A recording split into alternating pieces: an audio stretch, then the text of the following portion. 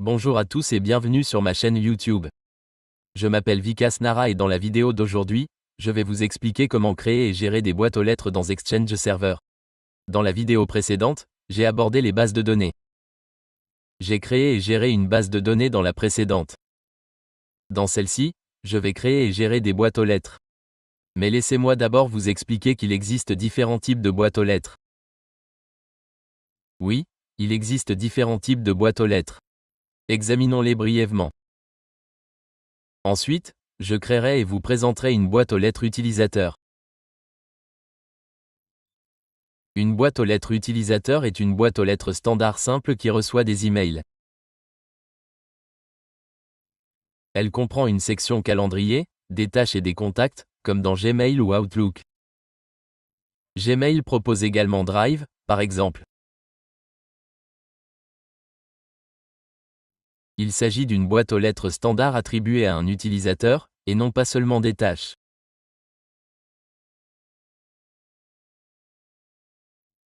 Une boîte aux lettres liée est liée à un compte utilisateur, mais gérée séparément. Vient ensuite la boîte aux lettres partagée. Comme son nom l'indique, une boîte aux lettres partagée n'est pas destinée à une seule personne. Elle est utilisée par plusieurs utilisateurs. Oui. Par exemple, si votre email d'assistance est consulté par 5 personnes ou une équipe commerciale, nous créons des boîtes aux lettres partagées à cet effet.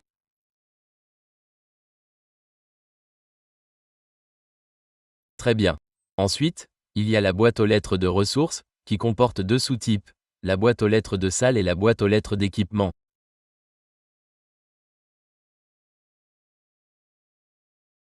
Une boîte aux lettres de salle sert à organiser des réunions, à réserver des salles de conférence, à planifier ou à réserver des espaces.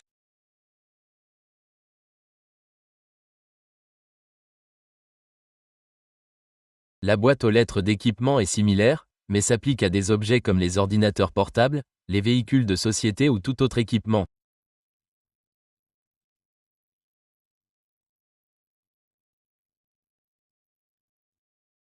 Son nom vous donne une idée de son utilité. Voici donc les différents types de boîtes aux lettres. Dans cette vidéo, nous allons nous concentrer sur la création d'une boîte aux lettres utilisateur.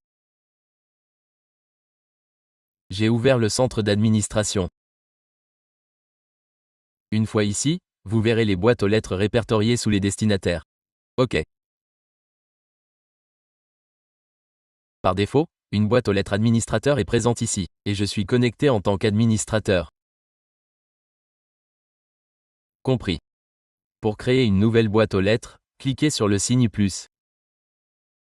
Lorsque vous cliquez sur le signe plus, deux options s'affichent. Vous pouvez choisir de créer une boîte aux lettres utilisateur ou une boîte aux lettres liée.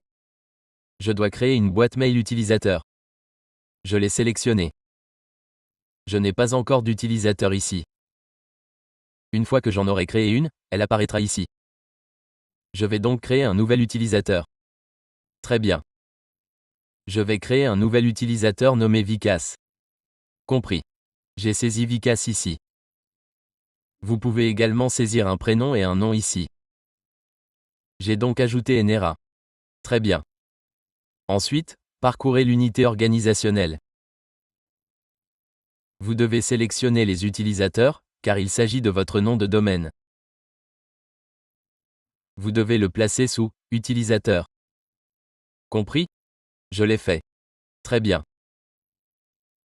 Ensuite, je vais saisir le mot de passe souhaité pour cet utilisateur ici. Pour cet utilisateur. OK. Attendez, je n'ai pas pu le saisir ici plus tôt. Je vais le refaire.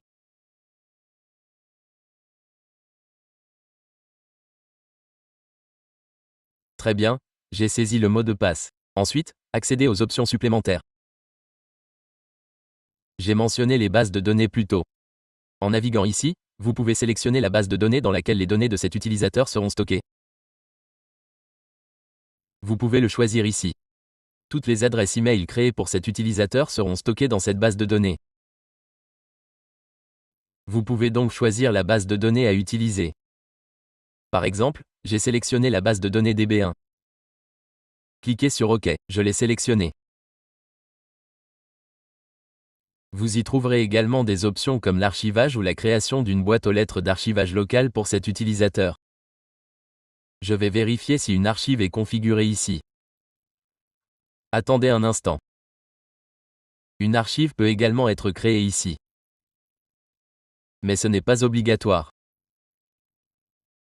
J'ai fait défiler la page vers le bas et cliqué sur Enregistrer. Dès que j'ai cliqué sur Enregistrer, un utilisateur a été créé. Vous pouvez également le vérifier dans Active Directory.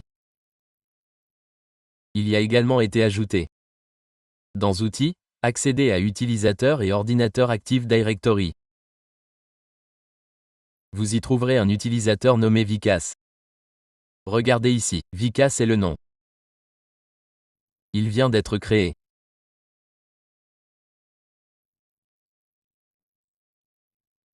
Lorsque vous créez une nouvelle boîte aux lettres utilisateur et cliquez sur Parcourir, elle devrait apparaître ici sous les utilisateurs existants après le redémarrage du service. OK, la boîte aux lettres est maintenant créée. Comment y accéder? Allez ici. Je vais l'ouvrir dans un nouvel onglet. Remplacez ECP par OA dans l'URL et elle s'ouvrira.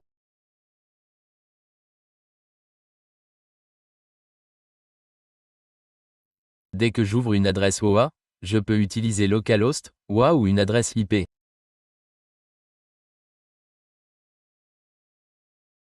Cela ouvre la boîte aux lettres d'administration ici.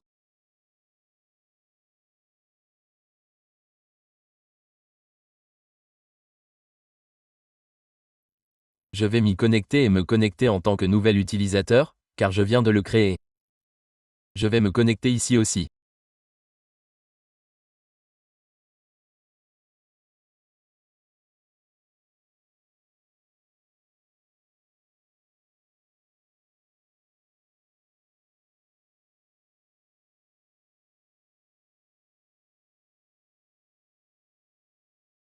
OK. Très bien. Attendez, je vais essayer encore une chose. OK. Très bien. Je suis ici. Je l'ai sélectionné et mon fuseau horaire s'affiche. Sélectionnez votre fuseau horaire. C'est fait. Cliquez sur Enregistrer. Ma boîte aux lettres est ouverte.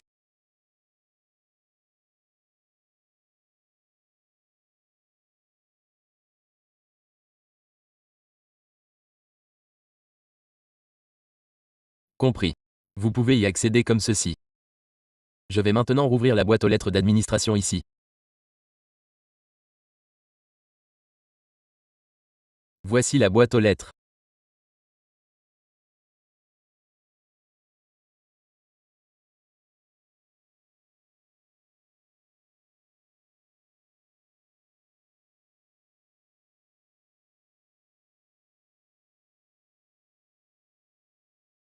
Je vais l'ajouter au groupe des administrateurs. OK, mot de passe défini. Ce nouvel utilisateur vient de se connecter ici.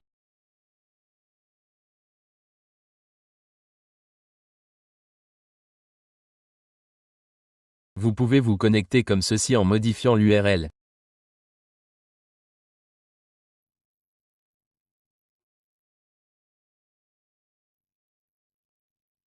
Pendant que je vérifie mon IP ici, vous pouvez vous connecter à mon adresse IP depuis n'importe quel PC.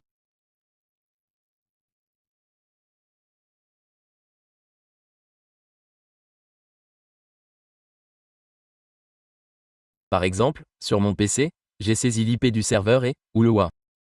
Qu'y a-t-il?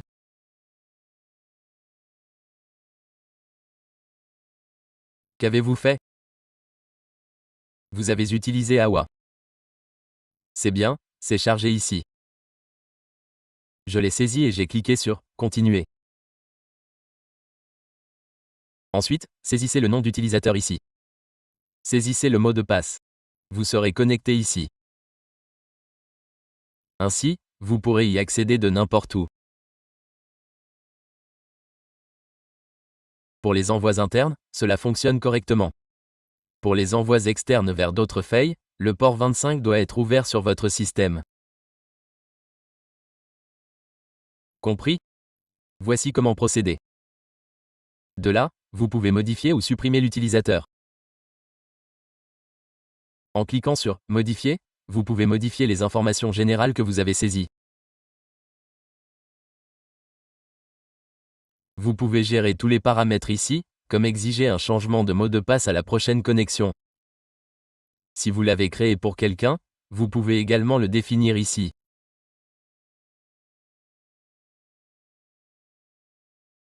Très bien. Dans « Plus d'options », vous trouverez les paramètres de la base de données et plus encore, ils sont répertoriés ici. Vous pouvez définir des limites d'utilisation des boîtes aux lettres ici. Notre limite de base de données était de 2 gigaoctets, c'est pourquoi elle est indiquée ici. Dans « Plus d'options », vous pouvez définir un quota pour recevoir des avertissements après une certaine limite de Go. La période de récupération des éléments supprimés est de 14 jours. Vous pouvez l'augmenter ici si vous le souhaitez. Compris? Les coordonnées, les détails de l'organisation et les adresses e-mail seront abordés dans une vidéo séparée ultérieurement. À quoi servent-ils? Nous aborderons les fonctionnalités de la boîte mail, les groupes et d'autres références, une par une, dans les prochaines vidéos.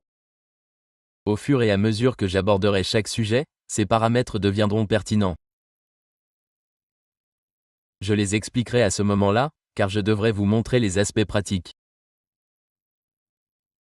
Pour l'instant, j'ai créé une boîte mail et vous ai montré comment la modifier. C'est ce que je voulais aborder dans cette vidéo. J'expliquerai les adresses e-mail plus tard. Lorsque nous les créerons étape par étape et ferons une démonstration pratique, je les aborderai.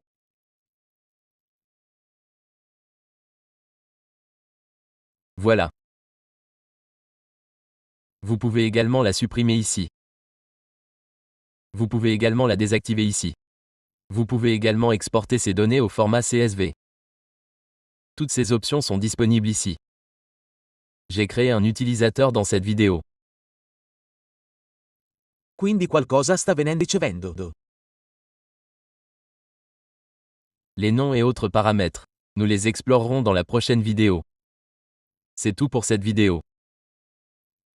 Si vous n'êtes pas encore abonné à ma chaîne YouTube, abonnez-vous. Merci d'avoir regardé la vidéo.